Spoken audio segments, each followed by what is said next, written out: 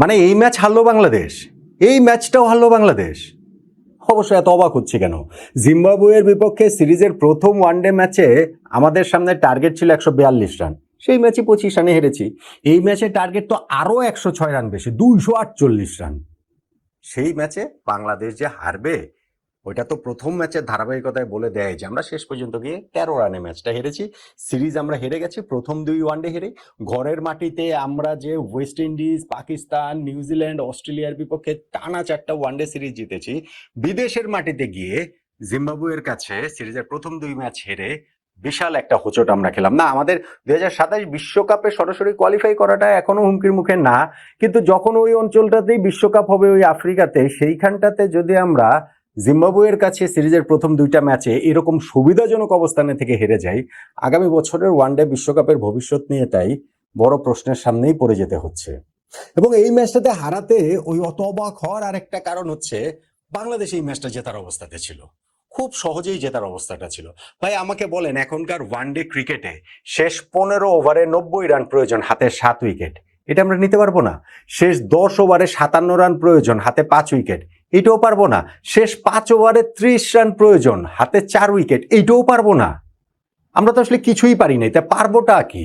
বাংলাদেশের ব্যাটিংটা অনেক দিন ধরেই যে আমাদেরকে ভোগাচ্ছে, এবং সেইখানটাতে এই ম্যাচেও আমরা যেভাবে এক্সপোজ হয়েছি, গত ম্যাচে তো হয়েছি 142 টার্গেট করতে গিয়ে আমরা 116 রানে অল আউট হয়ে 25 রানে ম্যাচটা হেরে গিয়েছিলাম।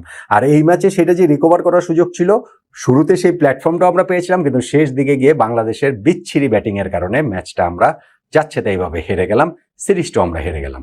টার্নিং পয়েন্টের আলোচনা করতে হলে তাই এই ব্যাটিং ব্যর্থতার কথাটাই কি সবচেয়ে আগে আসবে না? হ্যাঁ, জিম্বাবুয়ে 247 রান করেছে, যেই রানটা তাদের করার কথা ছিল না। আমরা শুরুতেই তাসকিনের প্রথম 2 ওভারে 2টা উইকেট পেয়ে গেছি, নাহিদ রানও উইকেট শুরুতে তুলে নিয়েছেন, আমরা ওদেরকে ওই 3টা উইকেট পাওয়ার প্লেতে তুলে নিয়েছি। একটা পার্টনারশিপ করার চেষ্টা করেছে, সেই পার্টনারশিপ মিরাজ ব্রেক করেছে, 66 রানে 4 উইকেট। তারপরে আরও একটা পার্টনারশিপ জিম্বাবুয়ে করার চেষ্টা করেছে 68 রানের, সেই পার্টনারশিপও মিরাজ ব্রেক করেছে, সিকান্দার রাজাকে আউট করেছে। কিন্তু এক সাইডে যে ওই যে বেন কারেন ছিলেন, তিনি পুরো ইনিংসটাকেই জিম্বাবুয়ের এক সুতায় গেঁথে রাখছিলেন। তিনি শুরুর দিকে একটা টাফ চান্স দিয়েছিলেন ক্যাচের, সেইটা আমরা অ্যাভেল করতে পারিনি, রান আউট চান্স অ্যাভেল করতে পারিনি, ফলে এইটা আমাদেরকে এইটার খেসারতটা দিতে হয়েছে। ফাইনালি গিয়ে তিনি 111 রানে নট আউট ছিলেন। আর শেষ দিকে গিয়ে 38 বলে 58 রানের যে ঝড়ো ইনিংসটা খেলা হলো, সেইখানটাতে তো বাংলাদেশ ম্যাচ থেকে অনেকখানি পিছিয়ে গিয়েছে বলতে পারতেন, যে কেননা তাতে স্কোরটা 250-র কাছাকাছি চলে যায়। শেষ 10 ওভারে ওরা 85 রান তোলে, লাস্ট ওভারটাতে তাসকিনের করা সেইখান থেকে তারা 22 রান তুলে ফেলে। তারপরও আমাকে বলেন, 248 টার্গেট চেজ ডাউন তো করা অবশ্যই উচিত। আর প্রথম ম্যাচের মতো উইকেটও অত ট্রিকে ছিল না, বরং এই আজকের ম্যাচটাতে আমরা শুরুতে স্টার্ট ভালো পাই নাই, সৌম্য শুরুতে আউট হয়ে গেছে, শান্ত শুরুতে আউট হয়ে গেছে, কিন্তু তারপরেও তো সেই একটা তানজিদ তামিম ও তাওহিদ হৃদয়ের পার্টনারশিপে আমরা মোটামুটি সামলে উঠছিলাম। 50 করার পর তানজিদ তামিম নিজের উইকেটটা বিলিয়ে দিয়ে আসলেন, কিন্তু তারপরেও আবারও সেই তাওহিদ হৃদয়ের সঙ্গে নুরুল হাসান সোহানের যে পার্টনারশিপ, যেটা আমি বলছিলাম যে শেষ 15 ওভারে আমাদের 90 রান প্রয়োজন, 90 বলে 90 রান প্রয়োজন, 84 বলে 78 রান প্রয়োজন 14 ওভারে আর কি, হাতে 7 উইকেট আছে, সেইখান থেকেও আমরা ম্যাচটা জিততে পারিনি।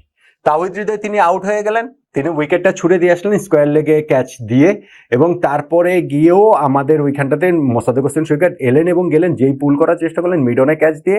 তারপর আমাদের 10 ওভারে তো 57 রান প্রয়োজন ছিল, হাতে 5 উইকেট নিয়ে নুরুল হাসান সোহান এবং মেহেদী হাসান মিরাজ ছিলেন লাস্ট রেকগনাইজ প্লেয়ার ব্যাটিং এর কথা যদি আপনি বলেন।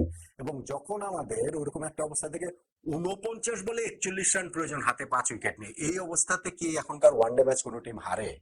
আমরা হেরে গেলাম কেননা ওই সময় নুরুল হাসান সোহান একটা অহেতুক ফালতু বাজে একটা আউট হয়ে গেলেন। ওই ওভারটা থেকে 2টা বাউন্ডারি সহ 12 রান চলে এসেছিল, কিন্তু ওভারের লাস্ট বলটা তিনি ওই পুল করার চেষ্টায় ফাইনালি ক্যাচ দিয়ে আউট হয়ে গেলেন, এবং বাংলাদেশ ওইখান থেকে আমাদের একটা ধসের শুরু হয়ে গেল।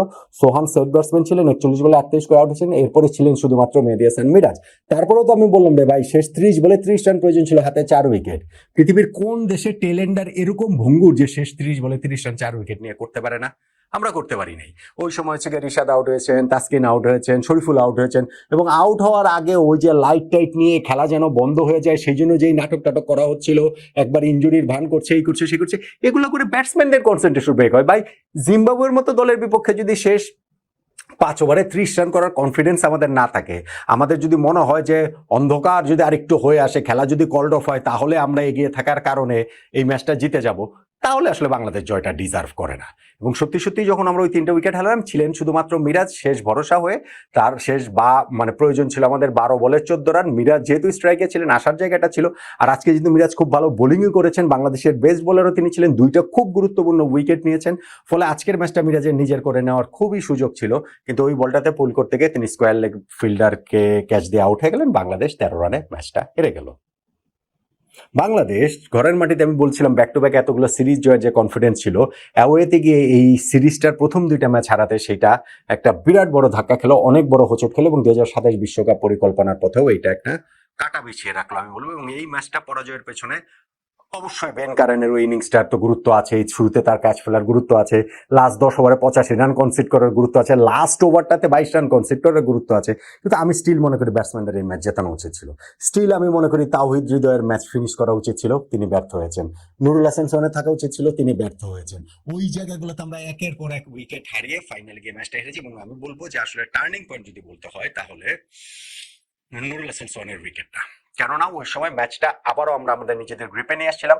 10 ওভারে 57 রান প্রয়োজন, কিংবা ওই মোমেন্টটাতেও পার্টিকুলার আমাদের 49 বলে প্রয়োজন ছিল 41 রান, হাতে ছিল তখনও 5 উইকেট। এবং তখন ওই ওভারটা থেকে 12 রান চলে আসা সত্ত্বেও নুরুল হাসান সোহান যেভাবে ফাইনালে ক্যাচ দিয়ে আউট হয়ে গেলেন, ওইটাই ফাইনালে গিয়ে আমাদের ম্যাচে পরাজয়ের সবচেয়ে বড় কারণ বা টার্নিং পয়েন্ট বলে আমার কাছে মনে হচ্ছে।